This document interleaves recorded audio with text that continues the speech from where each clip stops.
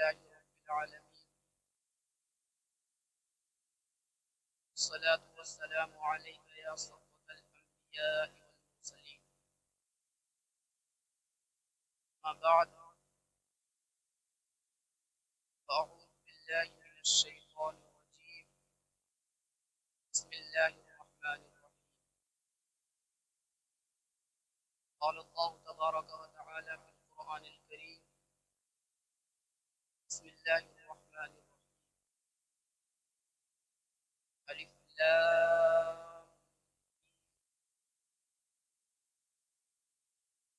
ذلك الكتاب لا ريب فيه. آمنت بالله آمنت بالله صدق الله العظيم. وقد صدقت أنت يا سيدي يا سيدي يا سيدي،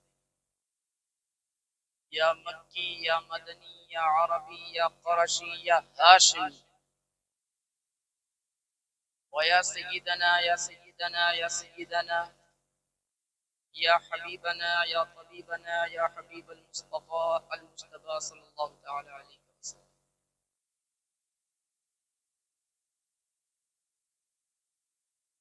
لائق صد احترام علماء کرام، ارباب علم و بصیرت، صاحبان عقل و دانش، طلاب العلم، بالخصوص والد بزرگوار اور وہ تمام احباب جن کی پرخلوص کاوشوں اور انتھک محنتوں سے آج یہ عرس کی محفل سجائی اور منائی جا رہی ہے۔ میرے بھائیوں بزرگوں، السلام علیکم ورحمۃ اللہ وبرکاتہ۔ درود شریف۔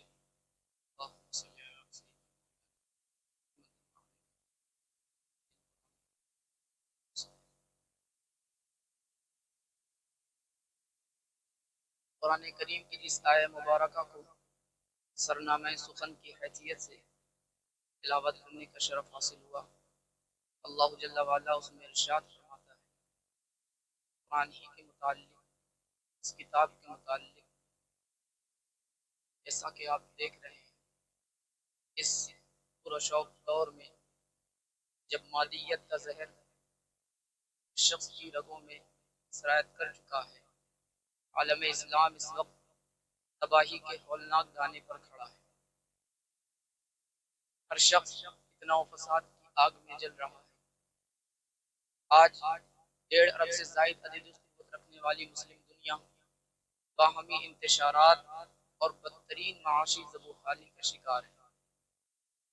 ایک طرف ملت اسلامیہ اقتصادی، سیاسی، علمی اور روحانی قسم پرسی اور پسماندگی کا شکار ہے، دوسری جانب وہ عظیم ملت جس کے رہنما صوفیہ نے پورے عالم میں امن و آشتی اور محبت و رواداری کی خوبصورت فضا کو پروان چڑھایا تھا، اسی ملت اسلامیہ کو کچھ نام نہاد مسلمان دہشت گردی سے نتھی کرنے کی کوشش کر رہے ہیں۔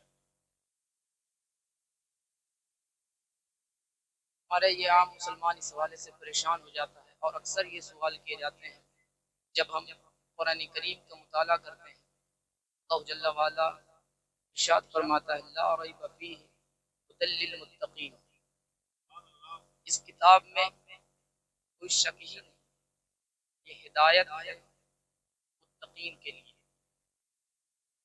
جب ہم دیکھتے ہیں تو مزید حیران ہو جاتے ہیں، کچھ داڑھیوں والے لوگ، جبوں قبوں والے لوگ انسانیت کا قتل کر رہے ہیں اور اللہ اکبر کی صدائیں بلند کر رہے ہیں۔ سورہ توبہ کی ایک آیت پیش کر کے کہا جا رہا ہے اقتلوا المشرکین حیث وجدتموہم، یعنی قتل انسانیت کے لیے بھی قرآن ہی کو پیش کیا جا رہا ہے دلیل کی صورت میں۔ دوسری جانب ایک اور طبقہ ہے، وہ بھی قرآن پیش کر رہا ہے، من قتل نفسا بغیر نفس او فساد فی الارض فکأنما قتل الناس جميعا. سورہ مائدہ کی آیت ہے. جس نے کسی انسان کو ناحق قتل کیا گویا کہ اس نے تمام انسانیت کا قتل کیا. پھر جب ہم مستشرقین کی تنقید کا مطالعہ کرتے ہیں مزید حیران ہو جاتے ہیں. ایسے ایسے مستشرقین بھی ہیں جو قرآن کریم میں تعارض تلاش کر رہے ہیں, قرآن کریم میں تناقض تلاش کر رہے ہیں. وہ کہتے ہیں اللہ قرآن میں ارشاد فرماتا ہے لو کان من عند غیر اللہ لوجدوا فیہ اختلافا کثیرا.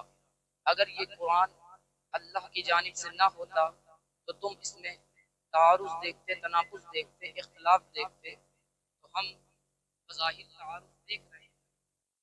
مستشرقین تو یہاں تک لکھ دیتے ہیں جب ہم کہتے ہیں حضور اکرم صلی اللہ علیہ وسلم نے ارشاد فرمایا کسی بچے یا کسی بوڑھے یا کسی عورت کا قتل نہیں کرنا, تو یہاں تک کہہ دیا جاتا ہے مشرکین یہ عام یہ قطعی حکم لا یخصص القطعی بسنی, قطعی کی تخصیص سنی سے نہیں ہو سکتی.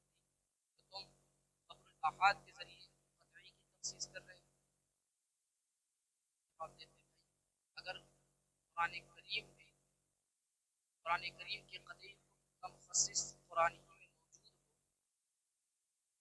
قرآن کے قطعی حکم کا مخصص قرآن ہی میں موجود ہو, تو حکم عام کی تخصیص ہو جائے تو باقی افراد ضمنی ہو جاتے ہیں. ضمنی کی مزید تخصیص قبر الاحاد سے ممکن ہے, مزید تخصیص قبر الاحاد کے ذریعے ہوتی ہے. لیکن عام مسلمان جو قرآنی علوم و فنون نہیں پڑھتا وہ ایک ذہنی خلش و ارتباک کا شکار ہو جاتا ہے. وہ کہتا ہے کیا بات ہے, ایک طبقہ قرآن پیش کر کے انسانیت کا قتل کر رہا ہے, دوسرا قرآن کو دلیل بنا کر کہہ رہا ہے ہم حضور اکرم صلی اللہ علیہ وسلم کے عمل کا پرچار کرنے والے ہیں. مزید آسانی کے لیے ایک طبقہ کہتا ہے حضور اکرم صلی اللہ علیہ وسلم نور ہے, قرآن پیش کر رہا ہے قد جاءکم من اللہ نور. دوسرا طبقہ کہتے ہیں فقط بشر ہے, وہ بھی قرآن ہی کو پیش کر رہا ہے قل انما انا بشر مثلکم یوحی الی انما الہکم الہ واحد. ایک طبقہ کہتا ہے حضور اکرم صلی اللہ علیہ وسلم علم غیب نہیں جانتے, فقط اللہ ہی جانتا ہے, بھی قرآن پیش کر رہا ہے قل لا یعلم من فی السماوات والارض الغیب الا اللہ. دوسرا طبقہ کہتا ہے حضور اکرم صلی اللہ علیہ وسلم علم غیب جانتے ہیں. اللہ جل وعلا قرآن کریم میں ارشاد فرمایا وما كان الله ليطلعكم على الغيب ولكن الله يجتبي من رسوله من يشاء. اللہ جل وعلا ہر ایک کو علم غیب عطا نہیں فرماتا مگر چن لیتا ہے. یجتبی من رسوله من یشاء, چن لیتا ہے اپنے رسولوں میں سے جسے چاہتا ہے علم غیب عطا فرما دیتا ہے. سورہ جن میں ارشاد فرمایا عالم الغیب فلا یظہر علی غیبہ احدا الا من ارتضی من رسول. غیب کا جاننے والا ہر ایک کو اپنے خاص غیب سے آگاہ نہیں فرماتا مگر اپنے رسولوں میں سے جس سے راضی ہو جاتا ہے اسے علم غیب عطا فرما دیتا ہے. ہر طبقہ قرآن پیش کر رہا ہے. ایک طبقہ کہتا ہے وسیلہ اختیار کرنا ناجائز ہے, قرآن پیش کر رہا ہے. دوسرا طبقہ کہتا ہے وسیلہ اختیار کرنا جائز ہے, وہ بھی قرآن پیش کر رہا ہے یا ایھا الذین آمنوا اتقوا اللہ وابتغوا الیہ الوسیلہ. ایک طبقہ کہتا ہے حضور اکرم صلی اللہ علیہ وسلم اپنی قبر انور میں زندہ نہیں ہیں, وہ بھی قرآن پیش کر رہا انک میت. دوسرا طبقہ کہتا ہے حضور اکرم صلی اللہ علیہ وسلم قبر انور میں زندہ ہیں ولا تقولوا لمن يقتل في سبيل الله اموات بل احیاء. اگر شہید زندہ ہے تو حضور اکرم صلی اللہ علیہ وسلم زندہ کیوں؟ قرآن میں کوئی شک نہیں, لیکن ایک عام مسلمان جب اس کو دیکھتا ہے تو وہ ذہنی خلش و ارتباک کا شکار ہو جاتا ہے. وہ کہتا ہے قرآن تو کہہ رہا ہے لا ریب فیہ ھدی للمتقین, اس میں تو کوئی شک ہی نہیں, اس میں تو کوئی شک ہی نہیں. تو ہم بظاہر تعارض دیکھ رہے ہیں, بظاہر تناقض دیکھ رہے ہیں, تو اس حوالے سے لیکن حقیقت بتا دو قرآن میں کوئی تعارض نہیں. اس حوالے سے سب سے پہلے اسی آئے مبارکہ پر تھوڑا سا غور کریں. میں علماء کی خاص توجہ چاہوں گا, اس لیے کہ ہر بات عوام کے لیے کچھ طلاب کے لیے کچھ عوام کے لیے انشاءاللہ سب کی طبیعتوں کی ضیافت کے لیے کچھ نہ کچھ عرض کہ لا ریب فیہ ھدی للمتقین. لا نفی جنس کا, ریبہ اس کا اسم بھی ہے، جار بواسطہ یہ متعلق ہے، اس کا متعلق ثابت اس میں ہوا ضمیر مرفوع محل متصل ذو الحال. یہ ہدن کیا ہے؟ یہ حال واقع، حال واقع کا نہیں ہے اس میں کوئی شک اس حال میں کہ یہ ہدایت ہے متقین کے لیے. نہیں ہے اس میں کوئی شک اس حال میں کہ یہ ہدایت ہے متقین کے لیے. امام نصفی رحمہ اللہ فرماتے ہیں یہاں متقین سے مراد اولیاء اللہ. کیوں فرماتے ہیں اس پر بھی دلیل پیش کریں. آپ جانتے ہیں حال مختلف قسموں پر منقسم ہوتا ہے. حال تعلیلیہ بھی ہوتا ہے، حال اتفاقیہ بھی ہوتا ہے، حال بیانیہ بھی ہوتا ہے. میں کہوں حضرت آئے اس حال میں حضرت کے گلے میں ایک انگوچھا، تو یہ کیا ہے؟ یہ حال بیانیہ ہے. میں نے بیان کیا کہ حضرت آئے اس حال میں اس محفل عرس میں حضرت کے گلے میں انگوچھا. میں کہوں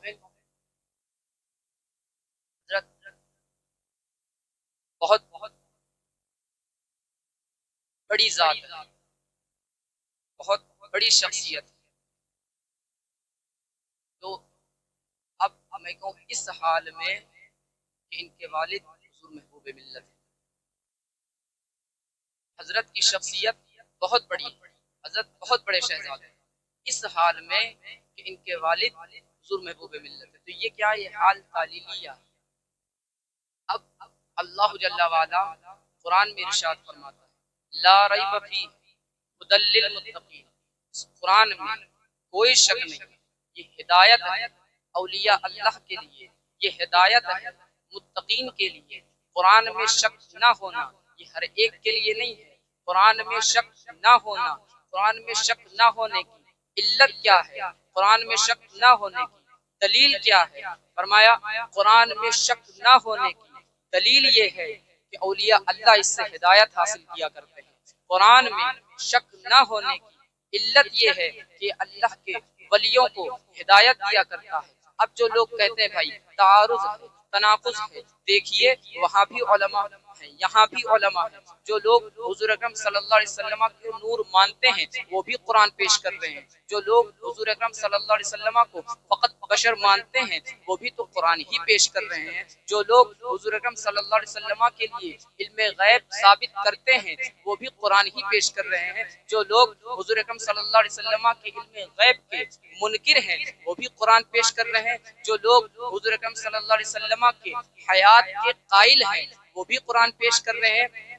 جو لوگ حضور اکرم صلی اللہ علیہ وسلم کے حیات کے منکر ہیں وہ بھی قرآن پیش کر رہے ہیں. ہر طبقہ جب قرآن پیش کر رہا ہے اور قرآن کہتا ہے لا ریب فیہ ھدی للمتقین، اس میں کوئی شک ہی نہیں ہے، تو ہم شک میں مبتلا کیوں ہو گئے؟ فرمایا اولیاء اللہ کو دیکھ لو، اولیاء اللہ کے نظریات میں کوئی تعارض نہیں، اولیاء اللہ کے اعتقادات میں کوئی تعارض نہیں. آج کے بعد ذہنی خلش و ارتباک کا شکار نہیں ہونا. لا ریب فیہ ھدی للمتقین پورا پڑھنا، نہیں ہے اس میں کوئی شک اس حال میں کہ یہ ہدایت ہے اولیاء اللہ کے لیے. نہیں ہے اس میں کوئی شک اس حال میں کہ یہ ہدایت ہے اللہ کے ولیوں کے لیے. اگر آج کے بعد شیطان ذہن میں یہ وسوسہ پیدا کرے بھائی دیکھو وہاں بھی بڑے بڑے علماء ہیں، یہاں بھی بڑے بڑے علماء ہیں، وہاں بھی بڑے بڑے مدرسین، یہاں بھی بڑے بڑے مدرسین، وہاں بھی بڑے بڑے شیخ الحدیث، یہاں بھی بڑے بڑے شیخ الحدیث، وہاں بھی بڑے بڑے مدارس ہیں، ان کے بھی لوگ بڑی تعداد میں فارغ التحصیل ہوتے ہیں، ان کے بھی لوگ بڑی تعداد میں علماء کو تیار کرتے ہیں. درس نظامی کی کتابوں کے حاشیے ان لوگوں کی بھی بہت زیادہ ہیں. جب ہم دیکھتے ہیں وہاں بھی بڑے بڑے علماء موجود ہیں تو اللہ نے جواب ارشاد فرمایا ان کے مدارس کو نہ دیکھو، ان کے علماء کو نہ دیکھو. اگر تم حق اور باطل کے درمیان حد فاصل دیکھنا چاہتے ہو، اگر تم حق اور باطل کے درمیان حد امتیاز دیکھنا چاہتے ہو، حق پر کون ہے، باطل پر کون ہے، کون قرآن پڑھ کر گمراہ ہو جاتا ہے، کون قرآن پڑھ کر سبحان اللہ سبحان اللہ. گامزن ہو جاتا ہے۔ قرآن خود کہتا ہے یضل بہ کثیرا ویہدی بہ کثیرا، بیشتر لوگ ایسے ہیں جو قرآن پڑھ کر گمراہ ہو جاتے ہیں، بے شمار لوگ ایسے ہیں جو قرآن پڑھ کر ہدایت حاصل کرتے ہیں۔ اب وہ لوگ کون ہیں جو قرآن پڑھ کر ہدایت حاصل کرتے ہیں؟ فرمایا اولیاء اللہ کو دیکھ لو، اولیاء اللہ کو دیکھ لو۔ اگر تم حق جاننا چاہتے ہو حق پر کون ہے، باطل پر کون ہے، تو یہ نہیں دیکھنا کس جماعت میں مولوی کتنے ہیں، یہ نہیں دیکھنا کس جماعت میں مدرس کتنے ہیں، سبحان اللہ سبحان اللہ. جماعت میں شیخ الحدیث کتنے ہیں، یہ نہیں دیکھنا کس جماعت میں کتنے مدارس بنائے، یہ نہیں دیکھنا کس جماعت میں مولوی کتنے ہیں، یہ دیکھنا محبوب ملت کس جماعت کے ساتھ ہے۔ نعرے تکبیر، نعرے رسالت، مسلک اعلی حضرت، فیضان اعلی حضرت، عرس قادری محبوبی، نعرے تکبیر، صاحب سجادہ، نعرے تکبیر، نعرے رسالت. سبحان اللہ سبحان اللہ. اگر تم حق اور باطل کے درمیان حد فاصل دیکھنا چاہتے ہو، کون حق پر ہے کون باطل پر ہے، تو یہ نہیں دیکھنا کس جماعت میں مولوی کتنے ہیں، کس جماعت نے کتنے مدارس بنائے، کس جماعت نے کتنے محققین تیار کیے، بلکہ یہ دیکھنا اعلی حضرت کس جماعت کے ساتھ ہے، اجمیری کس جماعت کے ساتھ ہے، یہ دیکھنا بابا فرید الدین گنج شکر کس جماعت کے ساتھ ہے، یہ دیکھنا داتا علی حجویری کس جماعت کے ساتھ ہیں، یہ دیکھنا غوث اعظم کا عقیدہ کیا ہے، یہ دیکھنا بہاؤالدین نقشبند کا عقیدہ کیا ہے، یہ دیکھنا شہاب الدین سہرورد کا عقیدہ کیا ہے۔ رب کعبہ کی قسم تمہیں ان کی صفوں میں کوئی ایک بھی ولی نظر نہیں آئے گا، تمہیں ان کی صفوں میں کوئی ایک بھی صوفی نظر نہیں آئے گا، نہ کوئی نجیب، نہ کوئی نقیب، نہ کوئی قطب، نہ کوئی ابدال، نہ کوئی غوث، یہ سارے کے سارے اولیاء اللہ اہل سنت و جماعت میں نظر آتے ہیں۔ سبحان اللہ سبحان اللہ ماشاء اللہ. نعرے تکبیر، نعرے رسالت، عرس محبوب ملت، مسلک اعلی حضرت، نعرے تکبیر، نعرے رسالت. سبحان اللہ.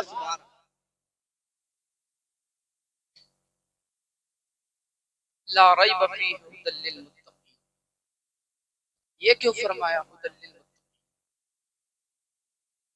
فرمایا یا ایھا الذین آمنوا اتقوا اللہ وکونوا مع الصادقین۔ یہاں صوفیہ نے بڑی عجیب و غریب بات کی، وہ فرماتے ہیں صادقین سے مراد اولیاء اللہ ہے۔ علماء کا اس میں اختلاف ہے، صوفیہ فرماتے ہیں یہاں صادقین سے مراد اولیاء اللہ، کیوں فرماتے ہیں وہ بھی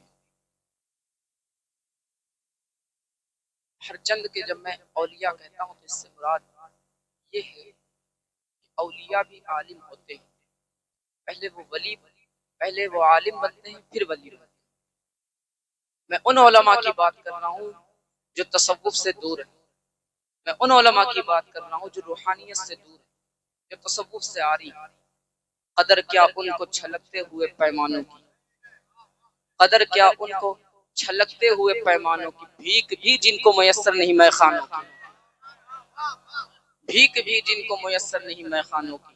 اور جب ان میخانوں میں حاضر ہوتے ہیں اور جب ایسے بزرگ موجود ہوتے ہیں تو دل کہتا ہے نگاہ مست ملائی تو میں پلا کے اٹھے، جہاں یہ بیٹھ گئے میں قدا بنا کے اٹھے، جہاں یہ بیٹھ گئے میں قدا بنا کے اٹھے۔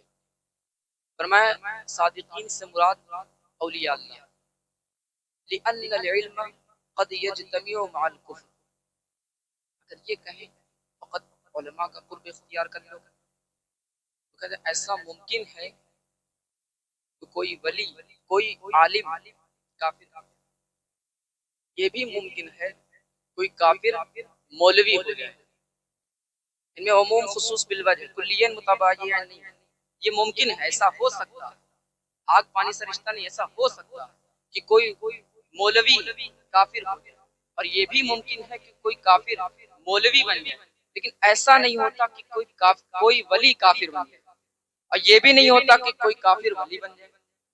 اس لیے کہ اگر کوئی ولی کافر ہو جائے گا تو کفر، اگر کوئی ولی کافر ہو جائے گا تو کفر اس کے ولایت کو ختم کر دے گا. اسی طرح اگر کوئی کافر ولی ہو جائے گا تو ولایت اس کے کفر کو ختم کر دے گی. اسی لیے فرمایا یہاں مراد اولیاء اللہ ہے. لأن العلم قد یجتمع مع الکفر، ایسا ممکن ہے کوئی عالم کافر ہو جائے، آپ اس کے علم کو دیکھ کر کہیں. اس سے پوچھتے ہیں اقتلوا المشرکین کا مطلب کیا ہے، اس سے پوچھتے ہیں قل انما انا بشر مثلکم کا مطلب کیا ہے، فرمایا وہ تمہیں گمراہ کر دینا. اس کے پاس جانے کی ضرورت نہیں ہے، اولیاء اللہ کے پاس جاؤ، اولیاء اللہ کے پاس چلے جاؤ. اس لیے کہ اولیاء اللہ فقط کتابیں نہیں دیکھتے، وہ دل کی تحریریں بھی پڑھا کرتے ہیں، دل کی تحریریں بھی پڑھا کرتے ہیں، کتابیں بھی پڑھتے ہیں، دل کی تحریریں بھی دیکھتے ہیں. اس لیے کہ ان کے دل براہ راست کونین کے والی خسرو خوباں سیاح لامکاں صلی اللہ علیہ وسلم کے دل سے علم کا فیض حاصل کرتا ہے. اور جب وہ علم مصطفیٰ ان کے دل میں آتا ہے تو پھر انہیں کتابوں کے احتیاج نہیں رہتا، پھر انہیں کتابوں کا احتیاج نہیں رہتا، پھر وہ اپنے دل کو دیکھتے ہیں اور یوں کہتے ہیں تو دل کو دیکھتا رہے اور پچھلی رات ہونے دے، جلوس سے حسن تیری جلوہ گاہے دل سے نکلے گا. میں اپنے دل کو یوں پیش نظر سیماب رکھتا ہوں کہ میرا چاند جب نکلا اسی منزل سے نکلے گا، مدینے کا چاند جب نکلا اسی منزل سے نکلے گا. سبحان اللہ. لا ریب فیہ ھدی للمتقین. آج جتنے لوگ بھی عرس میں یہاں حاضر ہیں، سب سے یہ عرض کرنا چاہوں گا کہ اگر عقیدہ جاننا ہے، عقیدہ سمجھنا ہے تو پھر اولیاء کی کتابیں پڑھیں. انشاءاللہ دودھ کا دودھ پانی کا پانی ہو جائے. بے شک بے شک. یہ اولیاء اللہ کہ تو جھوٹ تو بولتے نہیں ہیں، یہ صادقان ہیں. انہی کے متعلق اللہ ارشاد فرماتا ہے الا ان اولیاء اللہ لا خوف علیہم ولا هم يحزنون. خبردار، یہ اللہ کے پیارے نہ یہ ڈرتے ہیں نہ یہ غمگین ہوتے ہیں، نہ انہیں کسی چیز کا ڈر ہے نہ غم ہے. خبردار کرنا الا حرف تنبیہ، انا تحقیق کے لیے، پھر جملہ اسمیہ مزید تحقیق کے لیے، تحقیق در تحقیق در تحقیق. خبردار، ہوشیار، یہ اللہ کے ولی نہ ڈرتے ہیں نہ غمگین ہوتے ہیں. جب آپ کسی موڑ پر جائیں تو وہاں خطرناک موڑ ہو تو بورڈ لگا رہتا ہے خبردار، ہوشیار، یہ خطرناک موڑ ہے، ڈینجرس، خطرناک موڑ ہے. کہیں اپنی گاڑی کی تیز رفتاری پر ناز کرتے ہوئے میں بڑا اچھا ڈرائیور ہوں، وہ گاڑی کی تیز رفتاری، وہ جلد بازی میں سجدے، وہ قرآن کی قراتیں، وہ تبلیغیں، وہ خطاب. فرمایا اگر تو نے احتیاط نہ کی تو تیری گاڑی بھی جائے گا، تو بھی مر جائے گا. الا ان اولیاء اللہ لا خوف علیہم ولا هم يحزنون. خبردار، ہوشیار، یہ اللہ کے پیارے نہ یہ ڈرتے ہیں نہ یہ غمگین ہوتے ہیں. اگر آج کے بعد اگر کوئی حضور محبوب ملت کی دربار سے گزرے اور اس کے دل میں یہ خیال پیدا ہو میں کیوں اس محبوب کا تعظیم کروں، میں تو مبلغ ہوں، میں تو نمازی ہوں، میں تو روزے دار ہوں، میں کیوں تعظیم کروں. فرمایا خبردار، ہوشیار، خبردار، ہوشیار، نمازیں منہ پہ ماری جائیں گی، اگر محبوب کا تعظیم نہ کیا تو تباہ و برباد ہو جائے گا. خبردار، ہوشیار. غوث اعظم غوث اعظم رضی اللہ تعالی خواجہ نظام الدین اولیاء محبوب الہی رحمۃ اللہ تعالی علیہ ارشاد فرماتے ایک شخص غوث اعظم کی خانقاہ میں تڑپ رہا تھا، ہڈیاں ٹوٹی ہوئی، ہاتھ پیر ٹوٹے ہوئے. غوث اعظم تشریف لاتے ہیں، وہ پوچھتا ہے حضور غوث پاک آپ تو سب کی مدد کیا کرتے ہیں، یہ آپ کی خانقاہ میں تڑپ رہا ہے، آپ اس کی کیوں نہیں مدد فرماتے. کہا یہ تو جان لو یہ کیوں تڑپ رہا ہے، یہ تو جان لو یہ کس لیے تکلیف میں ہے. فرمایا 3 ابدال میری خانقاہ کے اوپر سے پرواز کر رہے، 2 ابدالوں نے راستہ بدل لیا، ایک دائیں جانب چلا گیا احتراماً، ایک دائیں جانب چلا گیا، دوسرا بائیں جانب چلا گیا. اسے ناز تھا اپنے تصوف پر، اسے ناز تھا اپنی روحانیت پر، کہا میں خود ابدال کروں، میں کیوں تعظیم کروں، کہا گرا اور اس کی یہ حالت ہے۔ اس نے اوپر پرواز کرنے کی کوشش کی، گرا اور یہ اس کی حالت ہوئی۔ میں کہتا ہوں آسمان میں اڑنے والا ابدال اگر غوث کی توہین کرے اس کی یہ حالت ہوتی ہے، زمین میں رینگنے والے کیڑے اگر تو توہین کرے گا تیرا کیا حشر ہوگا۔ الا ان اولیاء اللہ لا خوف علیہم ولا هم يحزنون۔ اللہ جل وعلا کی بارگاہ میں دعا ہے، میرے بولنے میں کسی قسم کی لفظی و خطا ہوئی میں توبہ کرتا ہوں، استغفر اللہ ربی من کل ذنب واتوب الیہ۔ اللہ تعالی ہم سب کو بدعقیدوں کی بدعقیدگی، بد مذہبوں کی بد مذہبی، بے ادبوں کی بے ادبی سے بچائے۔ اللہ ہم سب کو تا دم آخر عقیدہ اہل سنت یعنی مسلک اعلیٰ حضرت پر کاربند رہنے کی توفیق عطا فرمائے۔ وآخر دعوانا ان الحمد للہ رب العالمین۔ السلام علیکم۔